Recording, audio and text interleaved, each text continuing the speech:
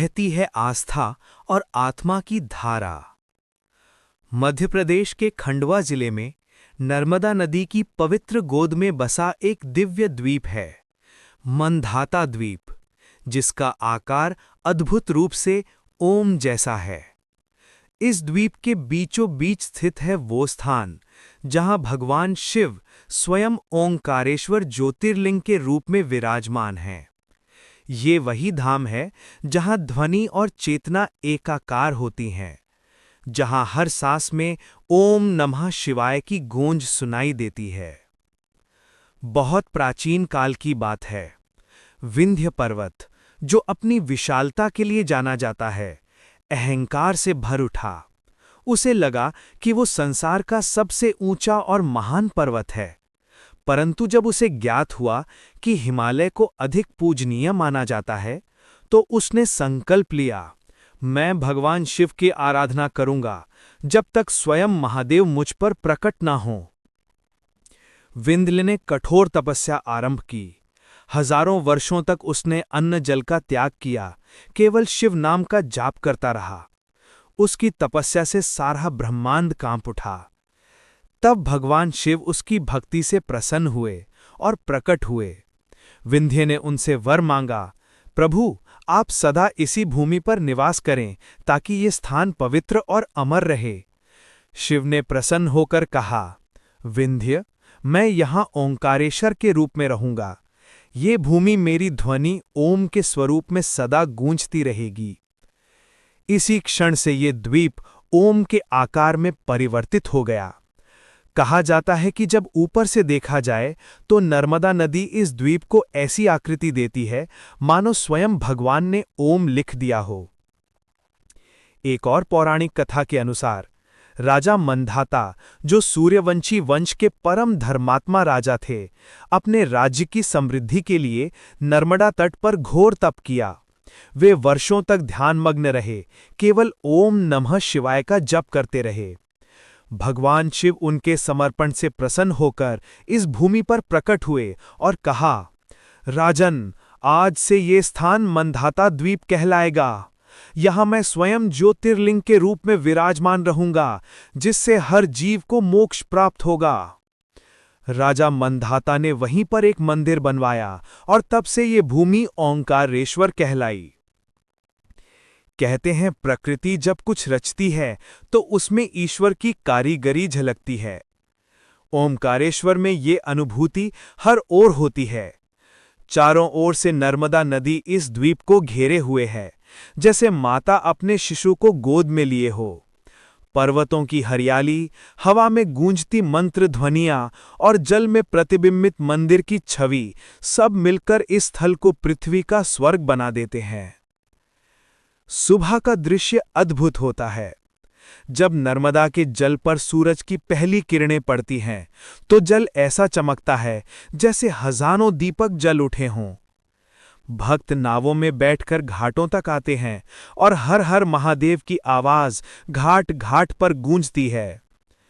द्वीप के चारों ओर अनेक छोटे बड़े घाट हैं, जैसे गोमुख घाट, नागर घाट, कोटि तीर्थ घाट, जहां स्नान करना मोक्षदायी माना गया है। रात में जब आरती होती है तो पूरा वातावरण आलोकित हो उठता है। नदी के दोनों किनारों पर दीपों की कतारें जलती हैं और उनके प्रतिबिंब जल में झिलमिलाते हैं। ये दृश्य मानो स्वयं आकाश से उतरा कोई सपना हो, एक ऐसा क्षण जहां श्रद्धा और सौंदर्य मिलकर भक्ति का अमृत बना देते हैं।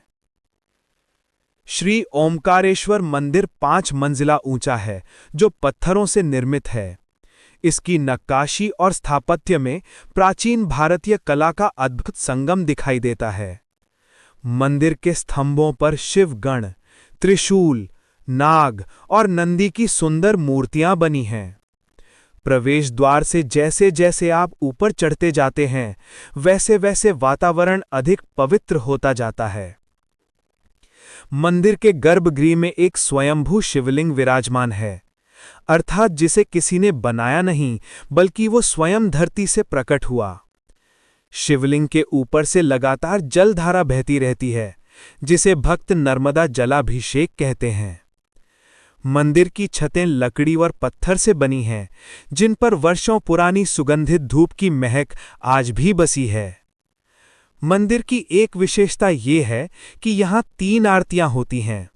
सुबह की आरती ट्रस्ट द्वारा, दोपहर की आरती सिंधिया कुल के पुजारियों द्वारा और शाम की आरती होलकर वंश के पुजारियों द्वारा होती है। जब शाम की आरती होती है तो पूरा मंदिर की घंटियां, ढोल और शंख एक साथ बजते हैं। उस समय जो दृश्य बनता है वो हर भक्त के हृदय में हमेशा के लिए अंकित हो जाता है। नर्मदा नदी के दूसरी ओर एक और मंदिर है, ममलेश्वर मंदिर। कहा जाता है कि ओंकारेश्वर और ममलेश्वर एक ही ज्योतिर्लिंग के 2 रूप हैं, शिव का शरीर और आत्मा। किसी भी भक्त को पूर्ण फल तब मिलता है जब वो दोनों मंदिरों के दर्शन करता है। ममलेश्वर मंदिर ओंकारेश्वर की तुलना में छोटा है, पर उसकी शांति अत्यंत गहन है। पत्थर के पुराने द्वार, प्राचीन मूर्तियां और दीवारों पर उकेरे गए श्लोक, ऐसा लगता है जैसे समय ठहर गया हो। यहाँ का वातावरण ध्यान, साधना और आत्मिक शांति के लिए सर्वश्रेष्ठ माना जाता है। ओमकारेश्वर के बारे में अनेक चमत्कारिक घटनाएं प्रसिद्ध हैं। कहा जाता है कि एक बार भयंकर अकाल पड़ा, नर्मदा नदी सूखने लगी, लोग प्यास से तड़प उठे। तभी एक वृद्ध साधु ने ओमकारेश्वर के शिवलिंग पर जल चढ़ाया और प्रार्थना की, हे नर्मदयाय तव प्रभु ओमकारेश्वर, अपने भक्तों की रक्षा करो। कुछ ही क्षण में घने बादल उमड़ आए और वर्षा की झड़ी लग गई। भक्तों ने इसे भगवान शिव की कृपा माना। तब से हर वर्ष सावन महीने में यहाँ विशेष जलाभिषेक होता है, जिसमें लाखों लोग भाग लेते हैं। एक और कथा कहती है कि एक गरीब वृद्ध महिला रोज मंदिर की सीढ़ियों पर दीप जलाती थी। एक रात तूफान आया और सभी दीप बुझ गए, परंतु उसका दीपक जला रहा, बिना तेल और बत्ती के। लोगों ने इसे शिव की दिव्य उपस्थिति माना। आज भी मंदिर के एक कोने में अक्षय दीप जलता है, जो कभी नहीं बुझता। ओंकारेश्वर की परिक्रमा को जीवन का अत्यंत पुण्य कार्य माना जाता है। द्वीप का आकार ओम जैसा होने के कारण परिक्रमा करते हुए भक्त मानो ओम के आकार में ही घूमते हैं। लगभग 7 किलोमीटर लंबी ये यात्रा नर्मदा के तटों से होकर गुजरती है। रास्ते में कई छोटे मंदिर, आश्रम और गुफाएं पड़ती हैं, जैसे गौरी सोमेश्वर मंदिर, सिद्धनाथ मंदिर, गोमुख गुफा और आदि शंकराचार्य गुफा। आदि शंकराचार्य जी ने यहीं पर अपने गुरु गोविंद भगवत पाद से दीक्षा ली थी। उनकी गुफा आज भी अस्तित्व में है, जहां एक दीपक सदियों से अनवरत जल रहा है। ये वो स्थान है जहां से अद्वैत दर्शन की जड़ें विश्व भर में फैली। हर वर्ष यहां महाशिवरात्रि, श्रावण मास और नर्मदा जयंती भव्य रूप से मनाई जाती है। इन दिनों मंदिर में हजारों दीपक जलाए जाते हैं, घाटों पर आरती होती है और शिव भक्त नर्मदा में स्नान कर ओमकारेश्वर हर हर का जयघोष करते हैं। सावन के सोमवार को तो यहाँ श्रद्धालुओं की भीड़ इतनी होती है कि पूरा द्वीप गूंज उठता है। रात के समय जब नर्मदा आरती होती है तो वातावरण में जो कंपन होता है वो केवल कानों से नहीं, आत्मा से सुना जाता है। कैमरा उस दृश्य को कैद करे तो वो क्षण स्वयं एक देव दर्शन बन जाता है। ओंकारेश्वर आज ना केवल एक धार्मिक स्थल है, बल्कि एक आध्यात्मिक पर्यटन केंद्र भी बन चुका है। सरकार ने यहाँ स्वच्छ घाट, नाव सेवाएं और सस्पेंशन ब्रिज यानी झूला पुल भी बनवाया है, जिससे यात्री नदी पार कर दोनों मंदिरों के दर्शन कर सकें। झूले पुल से जब आप नीचे बहती नर्मदा को देखते हैं तो वो दृश्य मन मोह लेता है। घाटों पर साधु संत भजन करते हैं और दूर दूर से आए भक्त शिव नाम में लीन रहते हैं। कहा जाता है, जहां ओम की ध्वनि होती है वहां ब्रह्म की उपस्थिति होती है। ओंकारेश्वर उसी सत्य का जीवंत प्रमाण है।